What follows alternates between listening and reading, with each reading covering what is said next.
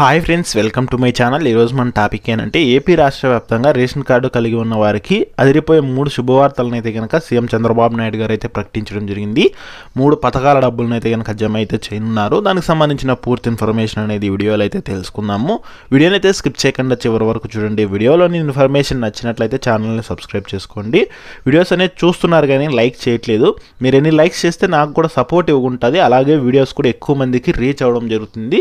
Videos అనేది అయితే కనుక ఎక్కువ మందికి తెలిసే అవకాశం అయితే ఉంటుంది. సో ఈ వీడియో అనేది అయితే కనుక యూస్ఫుల్ అనిపిస్తే కనుక లైక్ చేయండి. అలాగే మీ ఫ్రెండ్స్ అండ్ ఫ్యామిలీ మెంబర్స్కి అయితే కనుక మన వీడియోస్ని అయితే షేర్ చేసి నాకు సపోర్ట్ చేయండి. ఇక లేట్ చేయకుండా టాపిక్లోకి అయితే వెళ్ళిపోదాము.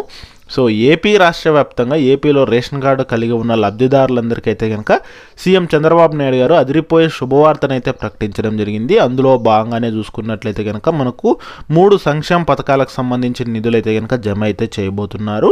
సో ఏ పథకాలు విడుదల చేయబోతున్నారు అనేది ఒకసారి చూసుకున్నట్లయితే మొదటి పథకం చూసుకున్నట్లయితే మనకు ముఖ్యంగా మహిళలకు సంబంధించి అనమాట. సో ఏపీలో మహిళలకైతే కనుక ఈ యొక్క రేషన్ కార్డు కలిగి ఉన్న అర్హులందరికైతే కనుక ప్రతి నెల 1500 రూపాయలు అనేది అయితే జమ చేస్తున్నారు. సో ఆ యొక్క అక్క చెల్లెమ్మల బ్యాంక్ ఖాతాల్లోకైతే కనుక ఈ యొక్క డబ్బులు అయితే విడుదల చేయడం జరుగుతుంది.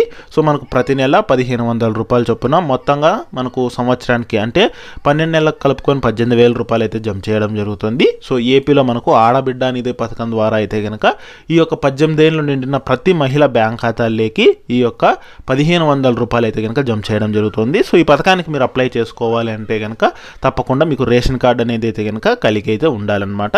ఇది మొదటి పథకము. ఇక రెండోది చూసుకున్నట్లయితే కనుక మనకు రైతులకు సంబంధించి అనమాట. సో ఏపీలో రైతులకు అర్హులైనటువంటి వాళ్ళందరికీ ప్రతి సంవత్సరం 20,000 రూపాయలు అనేది అయితే కనుక జమ అయితే చేయనున్నారు. అంటే మనకు ఏపీలో అన్నదాత పథకం కింద అయితే కనుక ఈ యొక్క 20,000 రూపాయలు అనేది రైతుల బ్యాంక్ ఖాతాల్లోకి అయితే జమ అయితే చేయడం జరుగుతుంది. అంతేకాకుండా మనకు పీఎం కిసాన్ పథకానికి సంబంధించి డబ్బులు కూడా అయితే విడుదల చేస్తున్నారనమాట.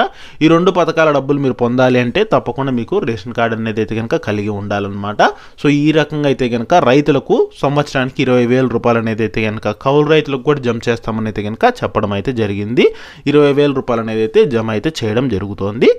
ఇక తర్వాత మూడో పథకం చూసుకున్నట్లయితే ఏపీలో ముఖ్యంగా నిరుద్యోగులకు సంబంధించి ఏపీలో మనకు ఈ యొక్క యువగలం పథకం కింద అయితే నిరుద్యోగులకు ప్రతి నెల నిరుద్యోగ భృతి కింద 3,000 రూపాయలు జమ చేస్తామని అయితే చెప్పడం జరిగింది. సో మనకు వచ్చే సంవత్సరానికి గాను దాదాపుగా మొత్తంగా మనకు 12 నెలలకు కలుపుకొని 36,000 రూపాయలు అయితే కనుక జమ చేయడం జరుగుతుంది.